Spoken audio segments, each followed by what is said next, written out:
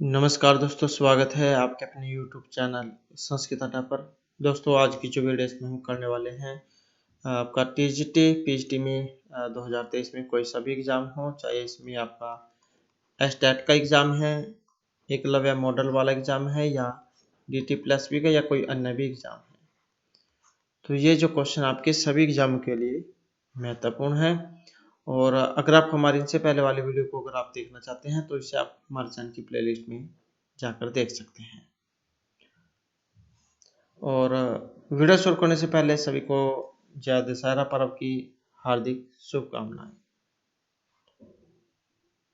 तो हमारा जो यहाँ पर पहला जो क्वेश्चन है, स्कारी, अवंतिजा, चंडाली और ढक्की, ये इनमें से किसके प्रकार हैं? वेश्याओं के हैं, विशिष्ट नायिकाओं के हैं, प्राकृत के या फिर काव्य की रीतियों के हैं। तो स्कारी, अवंतिजा, ढक्की ये जो है ये किसके प्रकार होते हैं? और यहाँ पर जो इसमें प्रकार है जो ऑप्शन सी में है, तो प्राकृत जो है उसके में यहाँ पर माने गए हैं। अब एक क्वेश्चन ये भी बन जाता है, ये जो पात्र आए हैं कौन से काव्य में आए हैं? तो मृच्छकटिकम जो है उसमें से लिए गए हैं, जो महर्षि शूद्रक के द्वारा रचित है। और इसमें कितने हैं? 30 पात्र हैं इसमें। और ये जो 30 पात्र हैं इनमें से जो 6 पात्र हैं ये संस्कृत बोलते हैं। जो 6 पात्र हैं ये संस्कृत बोलते हैं। और जो शेष बच गए 24, तो ये प्राकृत बोलते हैं। तो इस टोटल 30 हैं जिसमें से 6 संस्कृत बोलते हैं और जो बच गए 24 ये प्राकृत बोलते हैं। और प्राकृत जो है इसके कुल 7 भेद माने गए हैं। जो प्राकृत है इसके कुल 7 भेद होते हैं, जिसमें शोरसेनी, अवंतिजा, प्राच्य, मागधी, स्कारी, चंडाली, ढक्की ये वाले जाते हैं, जिसमें कुछ यहीं पर दिए गए हैं, स्कारी, अवंतिजा, चंडाली, ढक्की। तो ये जो है इसमें पात्र आते हैं 7: शोरसेनी, अवंतिजा, प्राची, मागधी, स्कारी, चंडाली और ढक्की। तो इस प्रकार से जो है यहाँ पर ये जो पात्र है ये प्राकृत के हैं। तो इतना तो जो आपको पता होना चाहिए। उसके बाद आ जाता है नेक्स्ट हमारा। नेक्स्ट में है तया भूयते का कर्तृवाच्य में रूप कौन सा बनेगा? वाच्य जो है 3 होते हैं, कर्तरी, कर्म और भाववाच्य। तो ये कर्तृवाच्य कब बताना है आपने? जैसे ये तय भूयते है, अब भाववाच्य में है तो इसका कर्तृवाच्य में बनाना है। कर्तृ और भाव दोनों सेम से ही होते हैं क्योंकि दोनों ही कर्म रहित होते हैं, इनमें कर्म नहीं होता। तो ये जो कर्तृवाच्य है, सा भवति, सह भवति, सह भविष्यति या तेन भविष्यति, तो कर्तृवाच्य कौन सा होगा इसका? जैसे यहाँ पर ये तृतीय है तो तृतीय वाला किस में जाएगा? प्रथमा विभक्ति में। तो इसका फिर कौन सा बनेगा? अब यहाँ पर ये भी देखना है, ये सा है, सह है, ये भी हमने देखना है कि ये पुल्लिंग में है या स्त्रीलिंग में है, क्योंकि स्त्रीलिंग वाला स्त्रीलिंग में बदला जाएगा, पुल्लिंग वाला पुल्लिंग में। तो ये तया जो आया है, सा तेता तम तेता तया तभ्यम तभी, तो तया जो है ये स्त्रीलिंग में आया है, तो हमने स्त्रीलिंग में ही इसका जायब रूप बदलना होगा।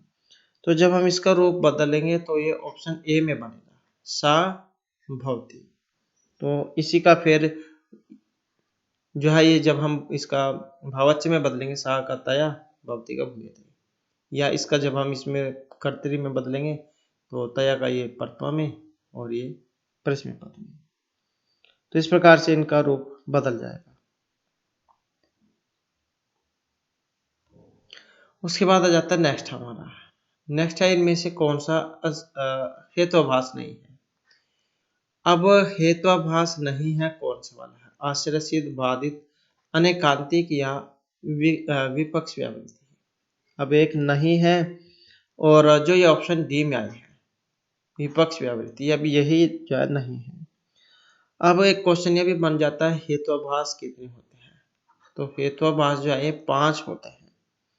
और जो पंच हेतुआभास संख्या कारिका जो है उसके अनुसार हेतुआभास 5 है। अब संख्या कारिका किनकी है, इससे प्रश्न जो है इनके द्वारा रचित है, संख्या कारिका और कपिल मुनि का सांख्य दर्शन। तो इससे ये जो संख्या कारिका है इसके अनुसार 5 हेतुभाष हैं, जिसमें असिद्ध हेतुभाष और इसके 3 भेद फिर आगे हो जाते हैं, आश्रय सिद्ध हेतुभाष, रूप असिद्ध हेतुभाष और व्याप्यता हेतुभाष। उसके बाद दूसरा है विरुद्ध हेतुभाष, अनेकांतिक हेतुभाष, प्रकर्षम हेतुभाष और कालत्योपदिष्ट हेतुभाष। तो ये 5 होते हैं। कौन कौन से?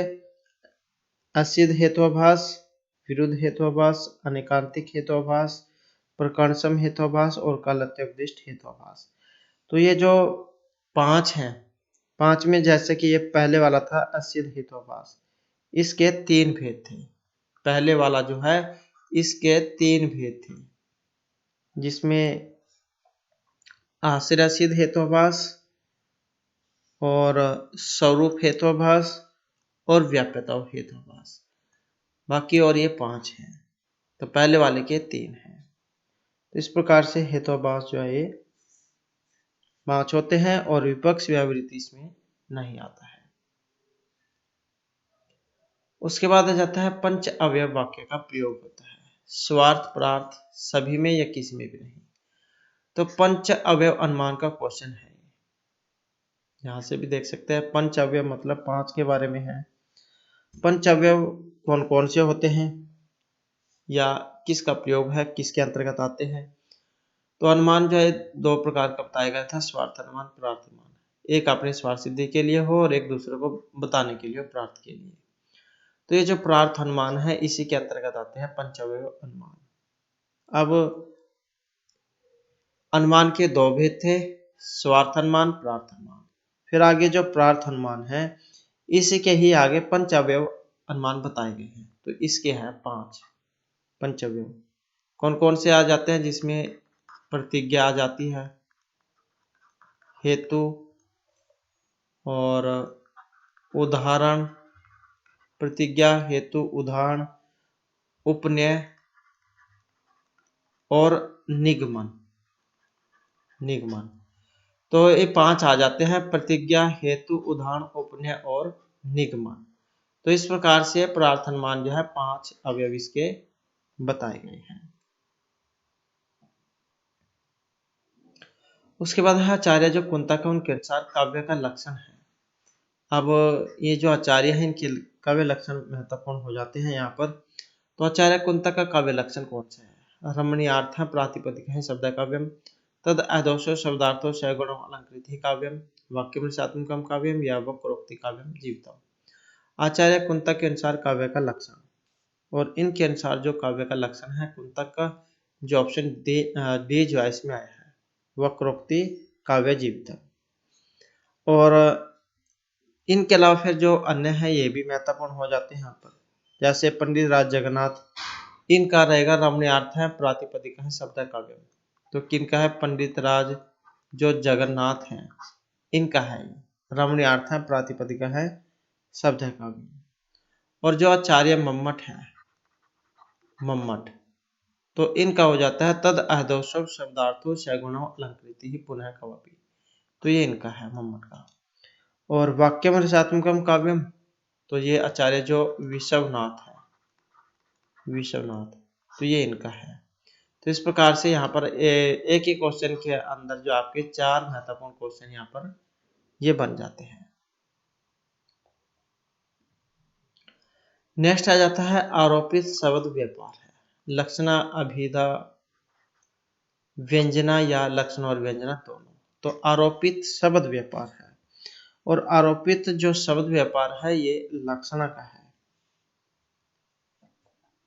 और यहाँ पर आचार्य जो मम्मट है उन्होंने लक्षण के बारे में बताया था कि मुख्यार्थ बाधे तद योगे रूढ़ित अर्थ प्रयोजनात् अन्य अर्थ लक्ष्यते यत्सा लक्षण आरोपित क्रिया। तो ये लक्षण का लक्षण है। उसके बाद है वेदांत दर्शन के मत से सूक्ष्म शरीर का निर्माण कितने तत्वों से हुआ है? 20, 18, 17 या फिर 15। तो वेदांत दर्शन के अनुसार, तो इनके अनुसार जो माने गए हैं सूक्ष्म शरीर की जो उत्पत्ति है ये 17 जो तत्व हैं इनसे मानी गई है। तो ये जो 17 तत्व हैं इसमें कौन कौन से आते हैं? पंच तो ज्ञानेंद्रिय हो गई, पंच कर्मेंद्रिय हो गई, पंच वायु हो गई, प्राणापान व्यानुदान समान जो होते हैं, बुद्धि और मन, तो इनको मिलाकर जो है ये 17 हो जाते हैं।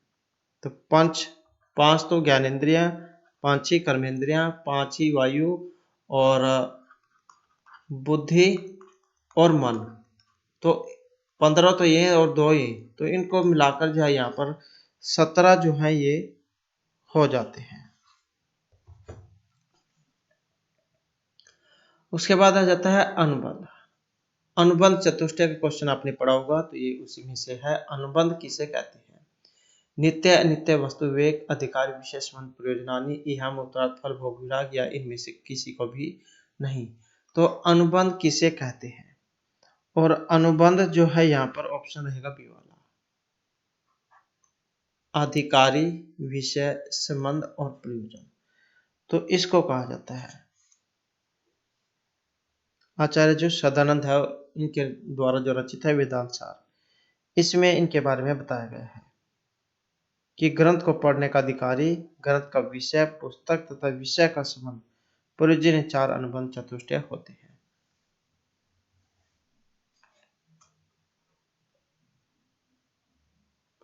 उसके बाद जो नेक्स्ट आ जाता है हमारा अनुसर्विक, यहाँ पर कहते हैं लौकिक उपाय, वैदिक, भौतिक या नैतिक उपाय को अनुसर्विक किसे कहा गया है? और अनुसर्विक जो यहाँ पर इसमें कहा गया है, और जो ऑप्शन बी में आया है, तो वैदिक जो उपाय है उनको अनुसर्विक कहा गया है। नेक्स्ट आ जाता है हमारा प्रत्यय से। प्रत्यय 3 होते हैं, कृत, तदित और स्त्री प्रत्यय। तो व्यंत्यय जो है यहाँ पर किस प्रत्यय का प्रयोग हुआ है? विंता शब्द है इसमें, और प्रत्यय की बात करें तो ऑप्शन सी वाला जो है इसमें हो जाएगा। तो विंता शब्द है और ढक प्रत्यय है। ढक जो है इसका जो ढ है ये शेष बचेगा, और ढ के बाद इसको ए हो जाएगा, तो उसके बाद बनेगा ये व्यंत्यय।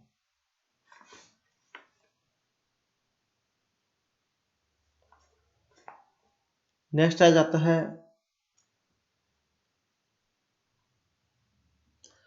अस धातु का लिट लकार प्रथम पुरुष और एकवचन का रूप, भविष्यति, असि, अस्मि या संति।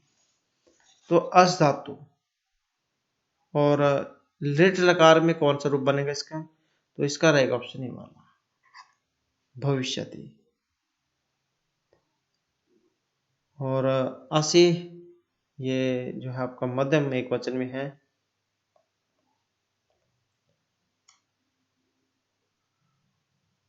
उसके बाद आ जाता है एड़ का।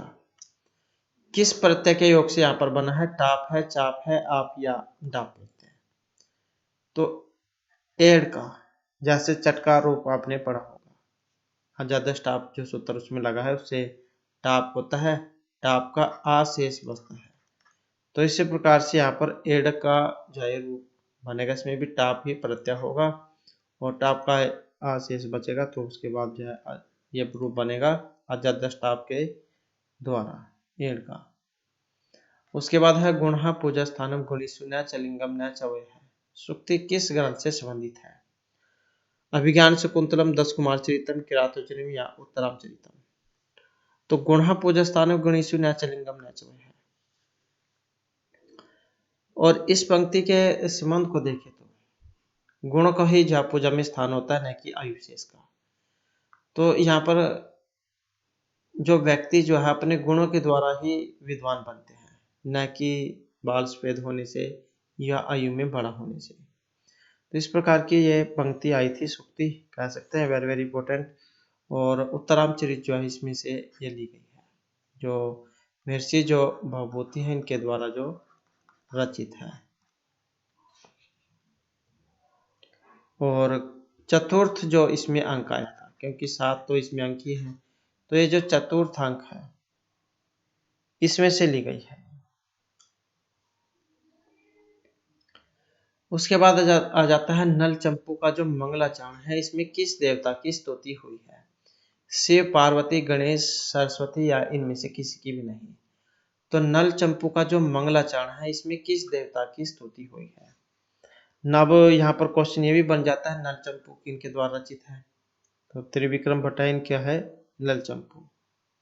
नैसचरित उसके ऊपर लिखा गया था नल चंपू, क्योंकि उसी के पर आधारित है राजा नल और दमयंती की जो कथा है। तो यहाँ पर मंगलाचरण किस देवता को के लिए है, किसकी स्तुति की गई है? और यहाँ पर हुई है शिव और पार्वती की। और ये जो नल चंपू है ये किस में आता है? तो ये उच्छ्वासों में है, उच्छ्वास। तो ये उच्छ्वास में है और उच्छ्वासों की जो संख्या इसमें 7 है।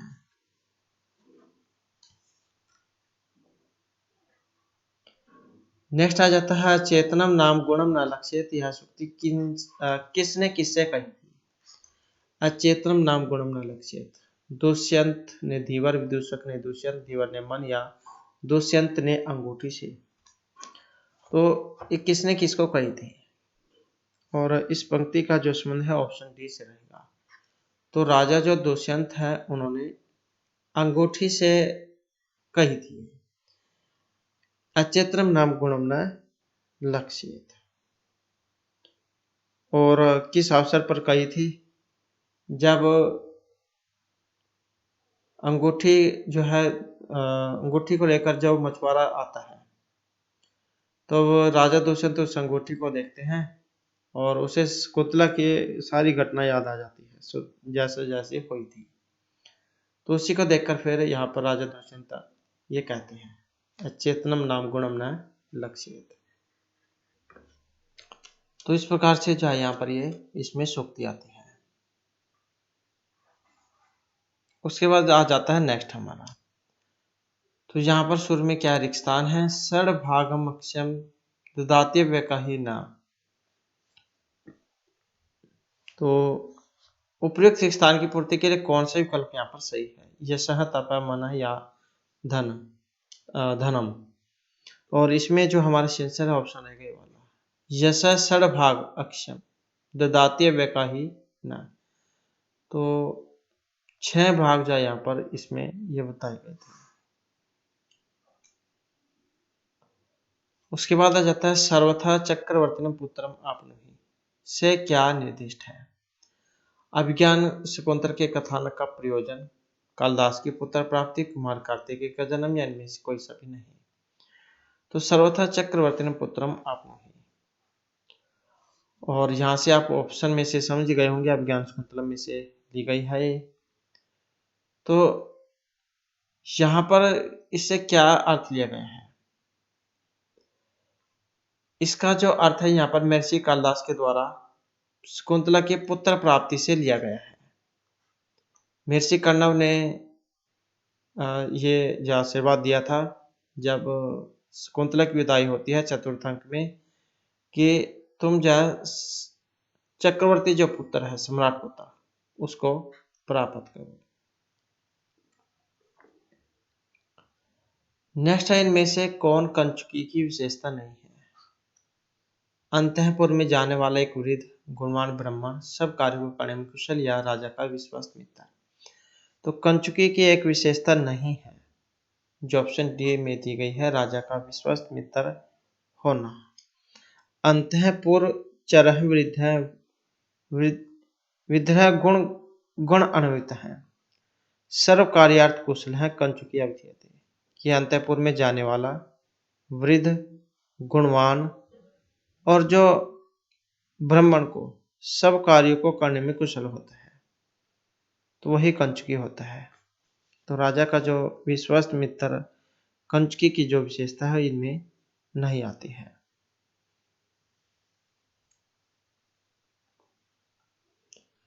उसके बाद है शब्द प्रवृत्ति अशेषित्वम यह प्राप्त होता है अर्थ अलंकार, शाब्दिक अलंकार, व्यंजना, शब्द अलंकार या दोनों से।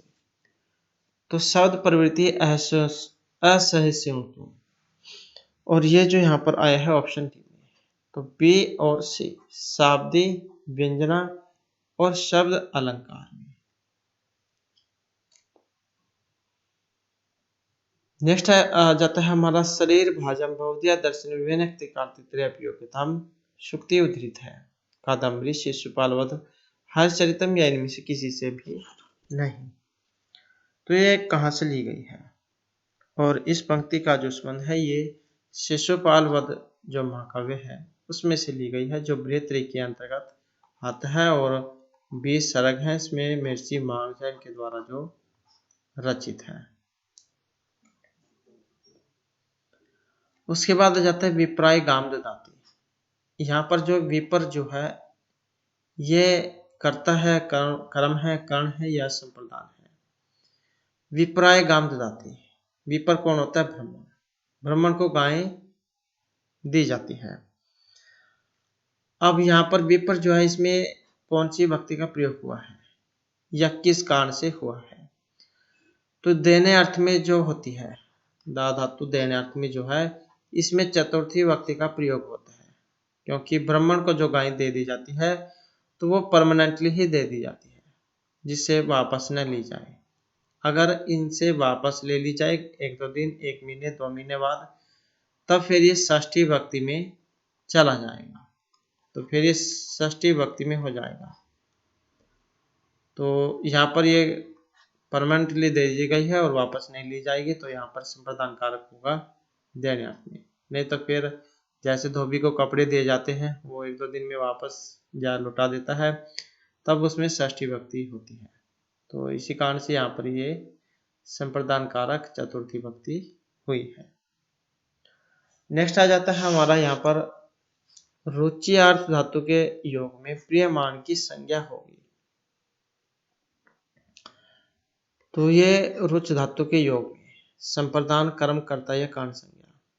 तो रुच अर्थी जो होते हैं इनके अर्थ में चतुर्थी जो विभक्ति है संप्रदान कारक का प्रयोग किया जाता है। रुचि अर्थानाम प्रियमान है, ये वाला सूत्र है जो इसमें लगता है चतुर्थी विभक्ति में। उसके बाद है धारेर उत्तम ऋण, इससे संबंधित है। ये भी आपने इसमें ही कारक जो इसमें से लिया गया है और बताना है कि इनके योग में जो विभक्ति है कौन सी होती है। तो यहाँ पर भी जहाँ किसी से धारा उधार लिया जाता है, कर्ज जो लिया जाता है, तो धारेर उत्तम ऋण, ये एक जो सूत्र है जो इसमें लगता है चतुर्थी भक्ति में। तो इसी कारण से जो ऑप्शन बी है इसमें हो जाएगा संप्रदान कारक। नेक्स्ट आ जाता है सप्रिय ईप्सिता से संबंधित संज्ञा है।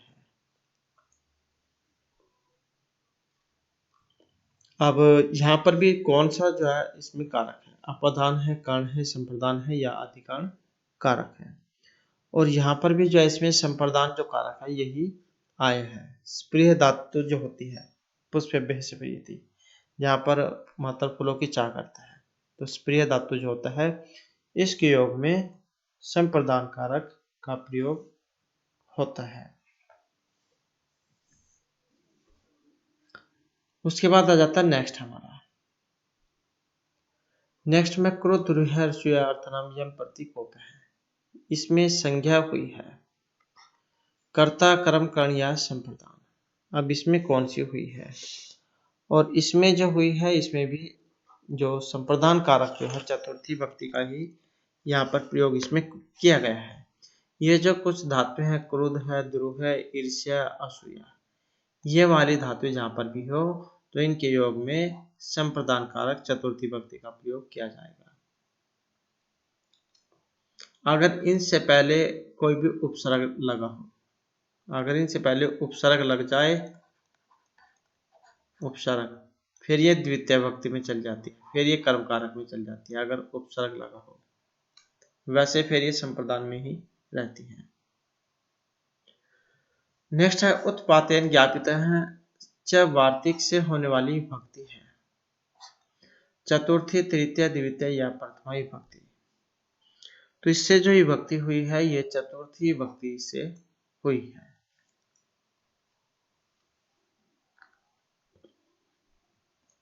उसके बाद आ जाता है फलेभ्यो याति।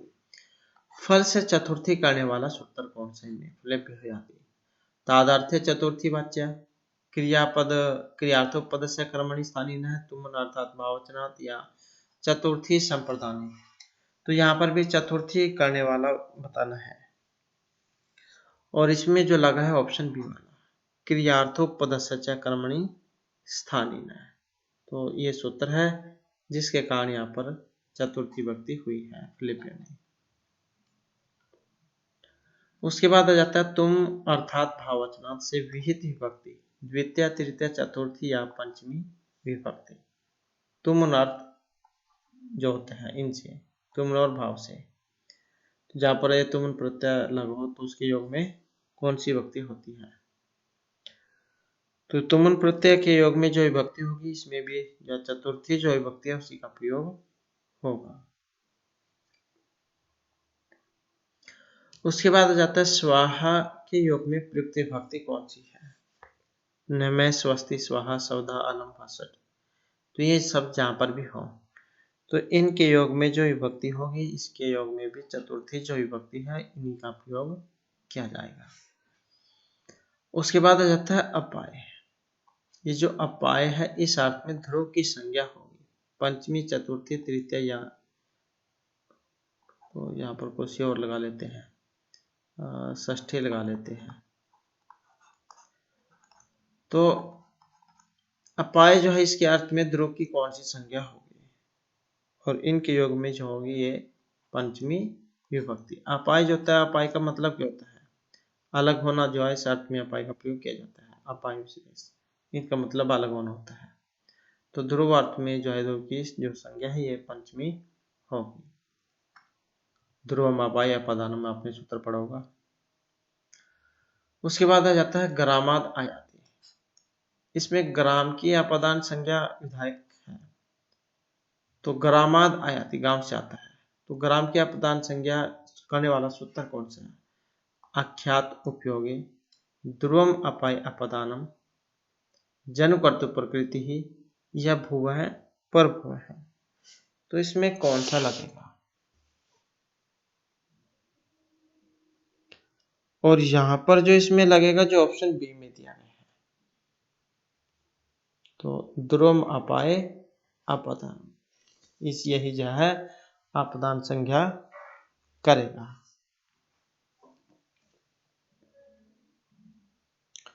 उसके बाद आ जाता है भय अर्थक।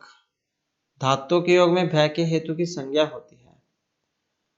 तो भय अर्थक जो धातु होती है डन अर्थ में, कर्म कर्ण अपदान या अधिकरण कारक। तो इसमें जो है पंचमी विभक्ति जो है इसका प्रयोग किया जाता है। भय तेरे अर्थ नाम भय हेतु हो, ये वाला सूत्र है जो भय और रक्षा अर्थ करने वाली धातु के योग में लगता है।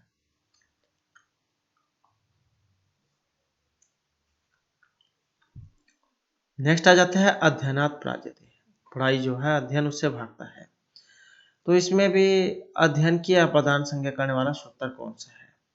आख्यात उपयोगे, ध्रुवम अपाय अपदानम, भुव पर्व है या फिर प्राजेर सोड़ है। तो इसमें सूत्र कौन सा लगा है? और यहाँ पर जो इसमें सूत्र का प्रयोग हुआ है जो ऑप्शन डी में है, प्राजेर सोड़ है। अध्ययनात् प्राज्यते। उसके बाद आ जाता है मातुः निलीयते कृष्ण। कृष्ण जो है अपनी माता से छिपता है। तो मातृ की अपदान संज्ञा करने वाला सूत्र कौन सा है? या वैसे नहीं आपको सूत्र के बारे में पता लगता है तो मातु में कौन सी विभक्ति है? तो षष्ठी विभक्ति लगी है इसमें, मातु निलीयते कृष्ण है, माता से कृष्ण छिपता है। तो सूत्र कौन सा है? अंतर्धो येन अदर्शनम इच्छति, आख्यात उपयोगी ध्रुवमापाय अपदानम या जन्मकर्तु प्रकृति ही। तो जहां पर कोई अपने को छिपाता है तो उसमें जो है ये ऑप्शन ए वाला सूत्र फिर लगता है, अंतर्धोयेन अदर्शनम स्थिति। तो इसी कारण से यहाँ पर माता से छुप रहा है और इसी कारण से यहाँ पर इसमें षष्ठी जो विभक्ति है उसका प्रयोग किया गया है। नेक्स्ट आ जाता है जायमान के हेतु की संज्ञा है। कर्ण, अपादान, संप्रदान या कर्म। तो जायमान के हेतु की संख्या और जो ऑप्शन बी में दी गई है तो ये भी अपादान कारक की है। उसके बाद आ जाता है हिमवत है गंगा पर्वती। यहाँ पर जो हिमवत है इसमें अपादान विधायक सूत्र है। गंगा कहाँ से निकलती है? हिमालय से निकलती है। तो ये जो हिमवत है जो है इसमें अपादान विधायक सूत्र कौन सा है? ध्रुवम अपाय अपदानम जनुकर्तु प्रकृति भुवं पर्व या वाण अर्थानाम ईप्सित है। तो इसमें कौन सा सूत्र लगेगा? हिमवत है गंगा पर्वती, हिमालय से गंगा निकलती है। और इसमें जो सूत्र का प्रयोग होगा जो ऑप्शन सी में दिया गया है, भुवं है पर्व है। उसके बाद आ जाता है रीते एवं आराध के योग में प्रयुक्त विभक्ति कौन सी है? द्वितीय, तृतीय, चतुर्थी या पंचमी। तो रीते और आराध इन दो शब्दों के योग में विभक्ति लगेगी। अब इनके योग में जो विभक्ति होती है तो ये तृतीय होती है।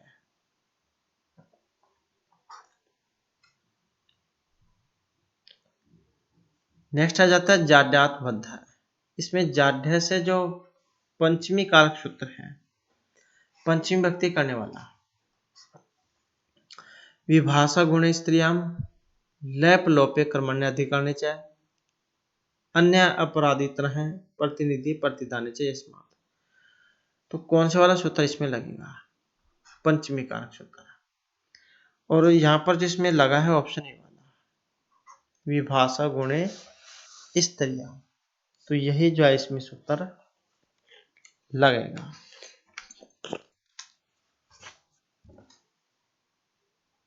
उसके बाद आ जाता है पृथक बिना नाना। ये कुछ शब्द आए हैं यहाँ पर, पृथक बिना और नाना। तो इनके योग में विभक्ति लगती है। अब इनके योग में किस विभक्ति का प्रयोग होता है?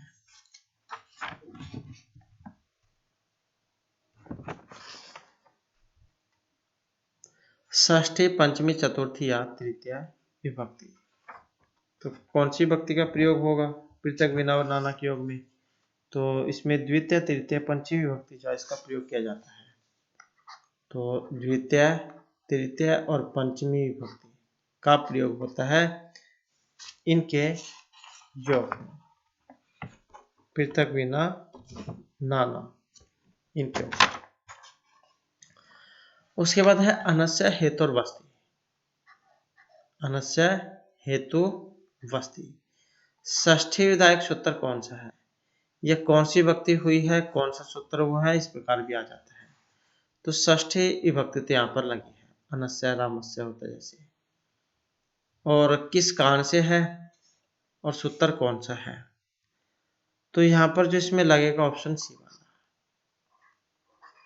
तो षष्ठी हेतु प्रयोगे सूत्र है जो इसमें लगेगा। किस कारण से? हेतु के अर्थ में षष्ठी विभक्ति लगी है और सूत्र रहेगा षष्ठी हेतु प्रयोगे। तो हेतु जो होता है कारण, अन के कारण से रहता है, तो वहां पर लगते हैं षष्ठी विभक्ति हेतु अर्थ में। उसके बाद है अत्स्यार्थ प्रत्यय के योग में प्रयुक्त विभक्ति है तृतीय, चतुर्थी, पंचमी या षष्ठी विभक्ति। तो अत्स्यार्थ इस प्रत्यय के योग में विभक्ति, और इसमें जो विभक्ति लगी है ऑप्शन जो डी में है, तो यहाँ पर षष्ठी जो विभक्ति है उसका प्रयोग किया गया है। नेक्स्ट है जगत है कर्ता कृष्ण में जगत से षष्ठी विधायक सूत्र कौन सा है? जगत है कर्ता कृष्ण है, तो जगत से षष्ठी, कर्ते कर्मणो कृति ही षष्ठी से षष्ठी हेतु प्रयोग है षष्ठी अर्थ प्रत्यय। तो यहाँ पर जो इसमें लगी है ऑप्शन ए वाली, कर्तृकर्मणो कृति, ये वाला सूत्र जो है यहाँ पर इसमें लगेगा षष्ठी विभक्ति में। उसके बाद है आधार की संज्ञा होगी कर्ता कर्माधिकरण या कौन सी संज्ञा होगी? तो आधार जो होता है, आधार में जो होगी ये अधिकरण संज्ञा होती है, आधार अधिकरण जो सूत्र है। और ये जो आधार है सप्तमी विभक्ति जो है उसमें लगता है, और सप्तम में अधिकरण चाहिए, आधारो अधिकरणम सूत्र के द्वारा अधिकरण संज्ञा होती है, और सप्तमी अधिकरण चय से सप्तमी विभक्ति। अब यहाँ पर जो आधार है, आधार कितने होते हैं, तो ये 3 माने गए हैं। आधार होते हैं 3, और 3 कौन कौन से हैं, जिसमें औपश्लेषिक, अभिव्यापक, औपश्लेषिक, अभिव्यापक और वैशेषिक, ये हो जाते हैं। और इन तीनों के जो आप उदाहरण हैं वो आपको पता होना चाहिए। औपश्लेषिक है, जैसे औपश्लेषिक का उदाहरण है कटे आस्ते, ये वाला कटे आस्ते, ये वाला उदाहरण है कटे आस्ते औपश्लेषिक का। और एक और उदाहरण है स्थाल्याम पचती, स्थाल्याम पचती, एक ये उदाहरण है। तो औपश्लेषिक के 2 उदाहरण हो गए, कटे आस्ते और स्थाल्याम पचती। उसके बाद जो दूसरे नंबर का है वैशेषिक। वैशेषिक जो इसका उदाहरण रहेगा मोक्षे इच्छा अस्ति, मोक्षे इच्छा अस्ति। और जो तीसरा है अभिव्यापक, तो इसका उदाहरण रहेगा सर्वस्मिन् आत्मा अस्ति, सर्वस्मिन् आत्मा अस्ति।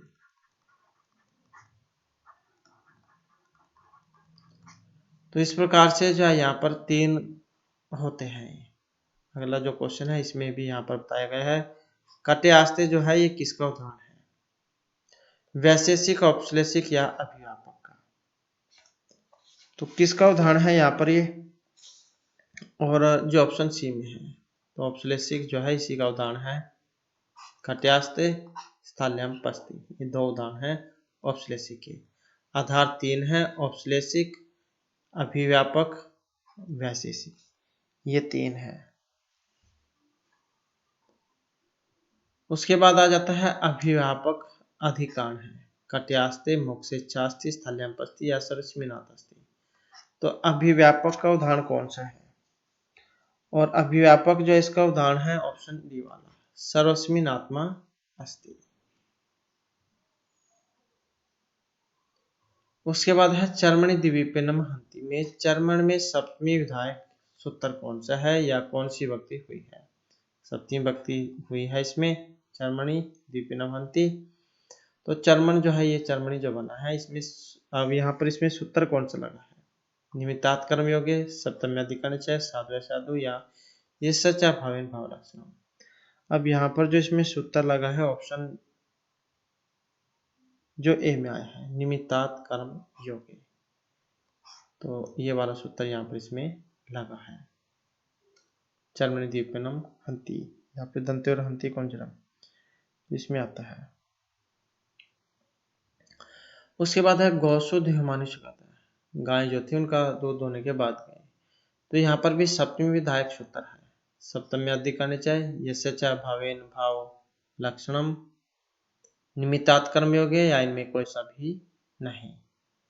तो यहाँ पर कौन सा सूत्र इसमें लगा है, और यहाँ पर जो लगा है ऑप्शन बी वाला, यस्य च भावेन भाव लक्षणम, जहाँ पर एक काम होने के बाद दूसरा काम हो, गांव के दूध धोने के बाद गया, तो यस्य च भावेन भाव लक्षणम। उसके बाद है रोदति ही प्रावर्जित में सप्तमी विधायक है, निमित्तात् कर्मयोगे, सप्तमी अधिकरण चय, षष्ठी चय अनादर या उपयुक्त में से कोई सा नहीं। रोदति प्रावर्जित जो है इसमें सप्तमी विधायक सूत्र कौन सा है, और यहाँ पर जो इसमें सप्तमी विधायक जो सूत्र आया है ऑप्शन सी वाला, रोदति का छोड़कर चले गया, जैसे हमने पहले पढ़ा था। तो षष्ठी चय अनादर, अनादर करने अर्थ में जो है षष्ठी जो विभक्ति है उसका प्रयोग किया जाता है। उसके बाद है संस्कृत व्याकरण में वाच्यों की संख्या है 2, 3, 4 या 5। तो संस्कृत व्याकरण में वाच्य कितने हैं, और वाच्य कितने हैं, तो ये 3 होते हैं, कर्तरी, कर्म और भाव वाच्य। उसके बाद आ जाता है जो कर्तृवाच्य है, इसमें क्रिया का किसका बोध कराते हैं, क्रिया किसका बोध कराएगी, कर्ता, कर्म, कर्ता और कर्म या किसी का भी नहीं। तो कर्तृवाच्य में क्रिया किसका बोध कराती है, और क्रिया जो बोध कराती है ये कर्ता का बोध कराएगी।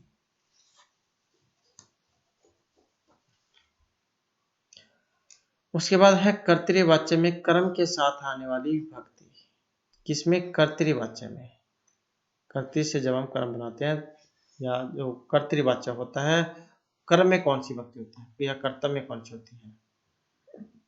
प्रथमा, द्वितीय, तृतीय या चतुर्थी विभक्ति। तो यहाँ पर कर्म के साथ पूछा गया है और इसमें जो यहाँ पर आएगी जो ऑप्शन बी में दी गई है, तो इसमें द्वितीय विभक्ति होगी। उसके बाद कर्ते जो वाच्य है, कर्ता के साथ लगने वाली विभक्ति कौन सी है?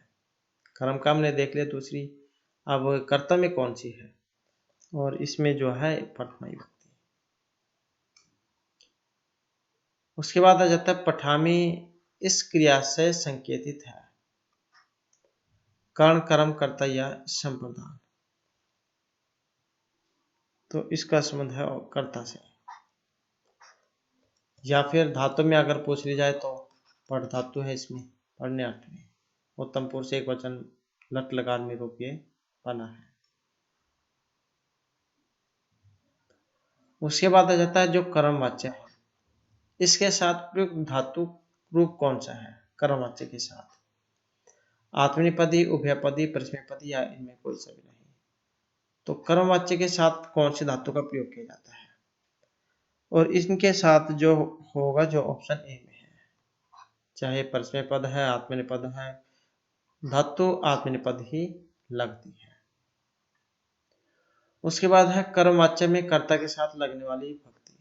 तो यहाँ पर कर्मवाच्य में है, पहले हमने कर्तृ के किए थे, अब यहाँ पर कर्म के हैं।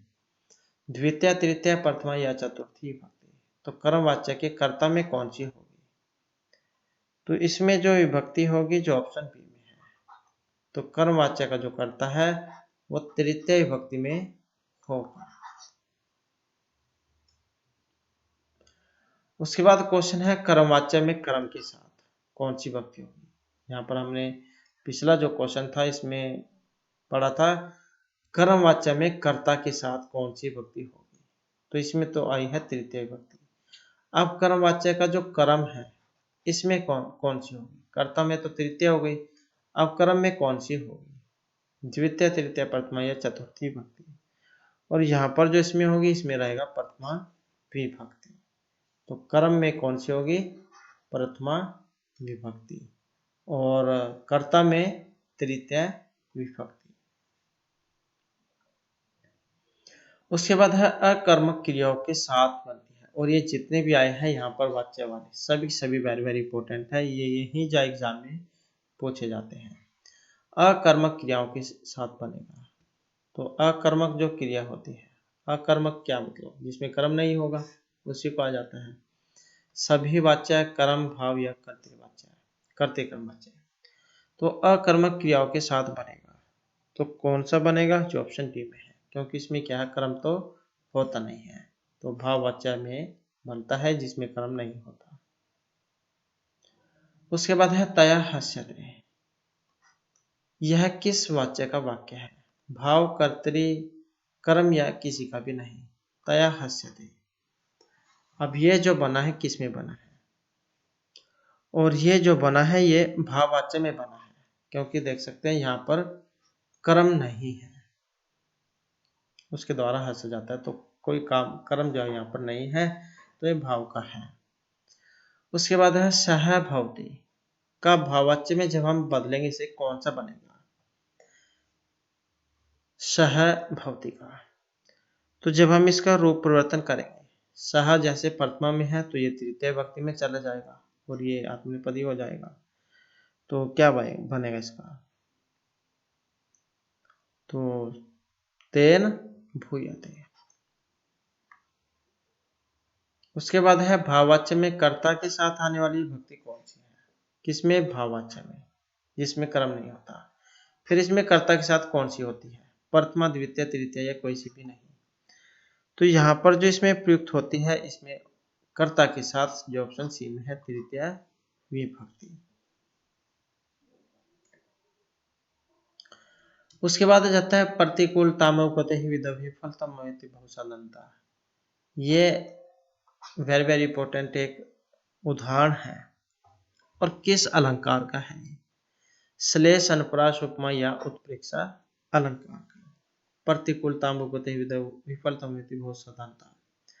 तो यहाँ पर जो इसमें अलंकार है जो ऑप्शन ए में है, तो श्लेष जो अलंकार है इसका यहाँ पर इसमें प्रयोग हुआ है। श्लेष्ठ पद आने का अर्थ श्लेष, जहाँ पर एक ही शब्द होगा और उसके अर्थ अलग अलग होंगे। शब्द एक है लेकिन अर्थ अलग अलग है, तो वहां पर होता है श्लेष अलंकार। उसके बाद है काव्य प्रकाश के नवम उल्लास का नाम है। काव्य प्रकाश किनका है? आचार्य मम्मट का है। किसमें है? उल्लास में है। टोटल कितने उल्लास हैं? 10 हैं। तो नवा जो उल्लास है इसका नाम शब्द अलंकार निर्णयात्मक है, काव्य के प्रयोजन स्वरूप है, शब्दार्थ स्वरूप निर्णय या गुणीभूत व्यंग्य काव्य निरूपणात्मक है। तो नवम जो उल्लास है उसका नाम क्या है? और यहाँ पर जो इसमें नवे जो उल्लास का नाम है जो ऑप्शन ए में दिया गया है, शब्द अलंकार निर्णयात्मक। उसके बाद है तद आदोषव शब्दार्थों में विशेष्य पद कौन सा है? तद है, आदोषव, शब्दार्थ या ये सभी है। विशेष्य क्या है? विशेषण की विशेषता बताते हैं उनको कहा जाता है। तो विशेष्य पद कौन सा है इसमें? और यहाँ पर जो विशेष्य है जो ऑप्शन ए में है तत्, ये जो तत्स्वर में दिया गया तद आदोषव शब्दार्थ सगुण अलंकृति पुनः कॉपी। आचार्य मम्मट जा उनका जो लक्षण है तो उसी के बारे में है। यहाँ पर तद का अर्थ तो तदर्थ में है। उसके बाद आ जाता है पंचगंगम में कौन सा समास है? अव्यभाव, द्विगु, कर्मधारय या बहुव्रीहि समास। तो पंचगंगम, अब इसमें समास कौन सा है? और इसमें जो समास है ऑप्शन रहेगा ये वाला अव्यभाव। देखने में आपको लग रहा होगा कि ये जो है द्विगु समास का उदाहरण है, लेकिन नदीवाची होने के कारण जो है अव्यभाव समास से बना है। नदीभीष्ट एक सूत्र है जो नदीवाची में लगता है, तो इस कारण से अव्यभाव समास यहाँ पर हुआ है। उसके बाद आ जाता है एक प्रसिद्ध नाटक में मधुरिका कौन है? ये प्रसिद्ध जो नाटक है इसमें एक मधुरिका पात्र है, वो कौन से में यही आपने बताना है। तो मेनका की सखी, दुष्यंत की परिचारिका, मरीच के आश्रम की तपस्विनी, कोई सी नहीं। अब ऑप्शन से आप समझ गए होंगे अभिज्ञान शाकुंतलम या उसमें से ये पंक्ति आई है। तो इसमें मधुरिका कौन है? और मधुरिका जो है ये दुष्यंत की परिचारिका का नाम है। परिचारिका कौन? परिचारिका जो सेविका जो होती है उसको क्या देते हैं? सेविका, सेविका। और इसके अलावा नाम भी आ सकता है दुष्यंत की परिचारिका। कितनी परिचारिका है? तो 2 परिचारिकाएं थी, चतुरिका और परभृतिका। एक तो ये नाम था चतुरिका और दूसरा नाम था परभृतिका, परभृतिका।